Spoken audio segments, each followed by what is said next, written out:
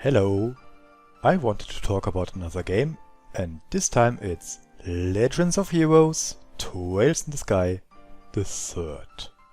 You can't talk about a Legend of Heroes game without giving it a little context. It is part of a rather long ongoing series of games. Also, as the title suggests, it's the odd one, because it's in part an overdrawn epilogue to Trails in the Sky, first and second chapter, but on the other hand it's also a unique and interesting story about its protagonist, an important bridge to the following games, and a treasure chest with tons of background informations about the characters and the world. The Legend of Heroes game take place on the continent Zemuria. Here we have various countries. The Trails in the Sky games are all set in Liberl, Zero and Azure are taking place in Crossbell, Cold Steel takes place in Erebonia, and so on. The inhabitants of Zemuria developed orbital technology not too long ago, so we are in some kind of accelerated state of industrialization, but without pollution. To give you a little overview about the timeline, we are right here, after Trails in the Sky first and second chapter. The start of it all. Notice how it's the third and not third chapter. It's also the only arc that switches out the protagonist. While we had the awesome best character ever, Estelle Bright, and her hero journey in the first two chapters, we get one-shot protagonist Kevin Graham, Gralsritter of the Church of Aedos. He was introduced in the second chapter, but he stayed comparably mysterious in that one, even though he already was a playable character. Half a year after Estelle and Entourage saved Liberl, Kevin gets summoned to take possession of a relic that has been found in the aftermath of cleaning up the incident. Shortly afterwards, he gets pulled in the pocket dimension Phantasma, and with him 14 characters from the first two games, which will be stumbled upon while exploring this outworld. There's also a new character, his newly appointed squire, and some of the characters that were not playable, but villains before. You will get 16 characters in total, which you will all need in the final, since you need to build 4 groups of 4 for the final confrontation. While the story is great, many of the characters will only work fully if you played the previous games, and since characters are one of the big positives of the series, we can see here one of the weaknesses of the third.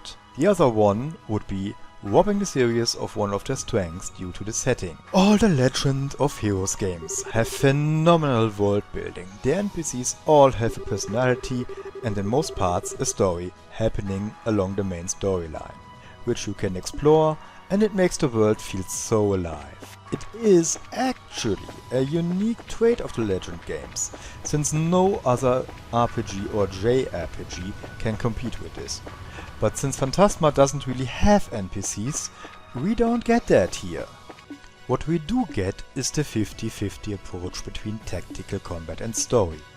There are doors scattered around Phantasma, a few of them have minigames, most of them tell a story about a few or just one of the characters. There are some which give you a new information about the world or things happening alongside your adventure in the previous games. There's even a debriefing over the events of the previous games by the villains.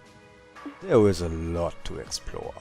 Every character can only use one weapon type, and most of the time the character is the only one who can, with some exceptions.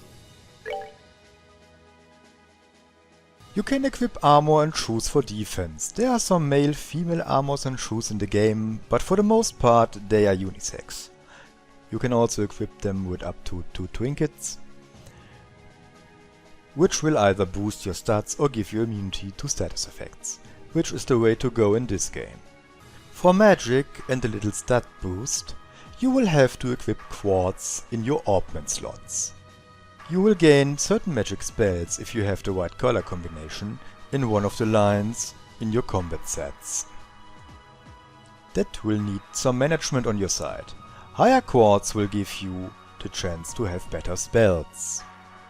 Getting these better spells, or getting spells at all, is kind of a chore. You have to look in these magic books and look which requirements every spell has, and then have the right colors in the right amount in your lines. This was simplified in later games, but in these early games it was kind of a mini-game in itself.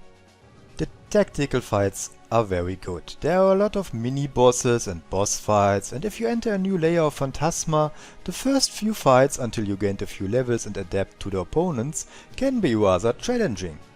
I played through this game on hard mode and salute all the brave or insane people who did it on Nightmare. You have this little chessboard where you can adjust the starting positions of your people. You should put your melee characters more to the front and have the range guys in the back. All that is left is look at the tactical part of the game, look at the fights. You get quads that make sure you are invisible for the monsters on the map. Otherwise this one would be attacking us right now. There is a tactical advantage if you attack this guy on the map from behind. It's called preemptive attack.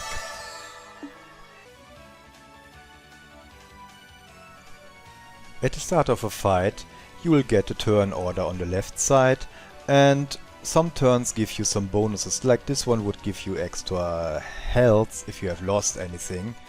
And there are many other things like giving you a clear critical strike or regaining some craft points or energy points.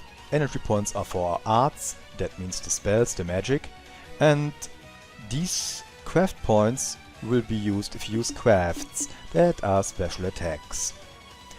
You can use the attack, the normal attack.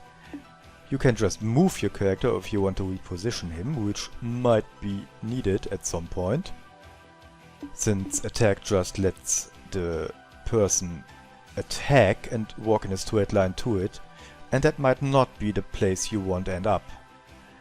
There's also the art. Whenever you want to use a spell, it will take a little time. You see, your turn order puts you down here if you want to use the art on someone. Your character now concentrates on you doing the art, and you can see here it will have finished at this point in the timeline. Now, as I said, you could just attack them, which means they will walk into a straight line and hit the opponent. Unless they are a ranged character, then they might not even move at all. Just attack.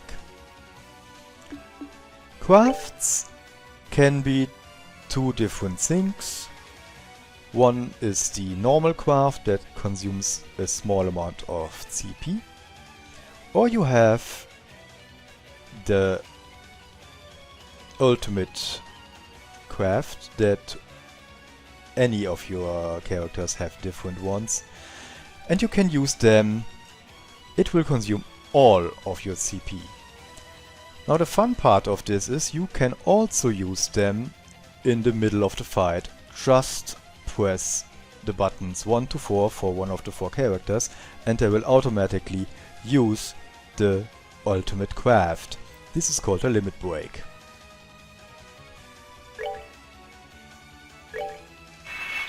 No way!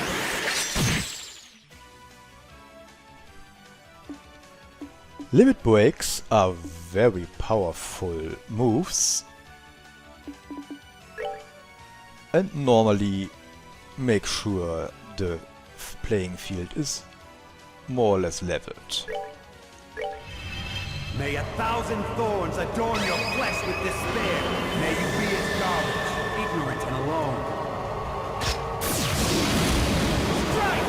Unholy spears of time!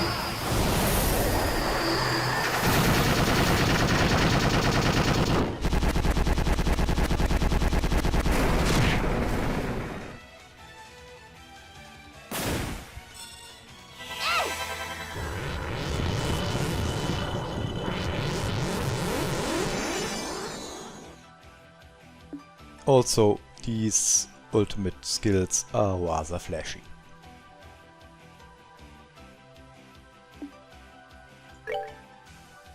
As I said, just moving will just let you choose where to move.